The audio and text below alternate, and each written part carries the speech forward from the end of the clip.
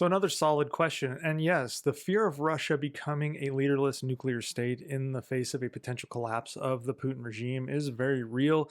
And we have dealt with versions of this before when the Soviet Union was collapsing. Now, Russia today holds an arsenal that is about 54 to 5,500 nuclear warheads under military control, with thousands more that are retired and just waiting to be dismantled in various secure facilities. Now, currently, they sit inside a tight system of custody, chain of command, and specialized units whose entire job is to protect, maintain, and control nuclear weapons. Honestly, though, the concern is not that one person, say Putin, disappears and suddenly warheads are on the open market. The concern is what kind of transition follows when someone like Putin dies or something like that. In the most likely outcomes, power transfers inside the existing oligarchy, or there is turbulence at the top, but the state, the armed forces, and nuclear custodial units all remain intact. In those scenarios, nuclear weapons stay under centralized control. Western governments may dislike the new leadership or its policies, but they're not facing what we would consider a failed state with intercontinental ballistic missiles for sale on the open market problem here. The risk, though, grows in scenarios where the state fragments, and that is actually more of a potential problem now than it was in the Soviet Union, as we've seen a lot of these other subset states of the Russian Federation gain more strength. We're talking places like Chechnya, for instance. And if you had competing power centers in Moscow and the surrounding regions, security services and military units all siding with different factions, or even local warlords or these mercenary units like Wagner Group or the other ones that some of the other bigger organizations like Lukoil or Rosneft have created, then the environment around nuclear storage sites and materials becomes much less predictable. Now, the most realistic dangers in that kind of breakdown are not that hundreds of ready-to-use strategic warheads are shipped overseas to various countries and terrorist groups.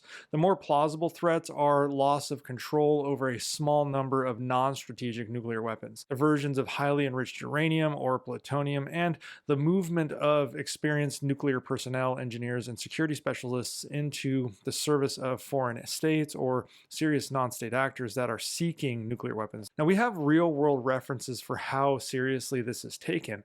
After the Soviet Union collapsed, the United States and partners used the Nunn-Lugar Cooperative Threat Reduction Program to help secure and dismantle warheads, missiles, and launchers across former Soviet republics. That effort was driven by this fear of theft, leakage, or rogue control during a period of political and economic chaos. Now, it worked well enough that decades later, it is still treated as the template for how we would respond if a nuclear power began to lose centralized control. So when people ask whether the United States has to be careful about how fast Putin falls, the answer is kind of, but in a specific kind of way. Washington and its allies across Europe do not base policy on keeping Putin personally safe. We honestly could not care less. They base policy on avoiding uncontrolled collapse of the Russian state and its security apparatus while Russia still holds the world's largest nuclear stockpile. That is one reason support to Ukraine has often escalated in phases, why there are debates about range, targeting, and which systems to provide, and why officials keep emphasizing that the objective is to defeat Russia's invasion, not to erase Russia as a functioning country. Because, make no mistake, the United States and its partners could easily do that if they wanted to.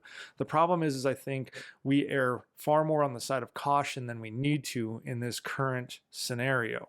There is plausible risk here, though, but it is conditional. A stable or even hardline post-Putin government with a functioning chain of command is dangerous in all the familiar ways we know about: the adventurism, the gray zone tactics, hacking, etc. But the nuclear arsenal will remain controlled. A chaotic internal conflict that fractures the state is pretty low in probability, but it does have very high consequences, so it's not something we can just ignore.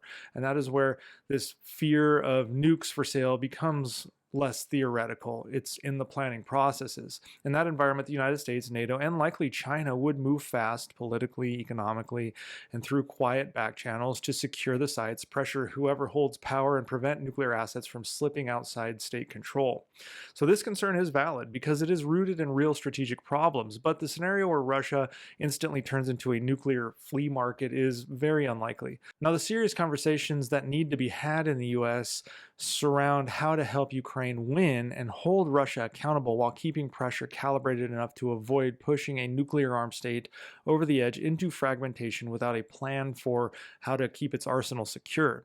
But in general, even though we do have a plan, we've never really tested it on a grand scale, only through subtle different pushes economically and politically with some aid in technological advancement and whatnot back when the Soviet Union collapsed. So this is something that is considered, but should it be entirely driving our policy on Ukraine? Absolutely not.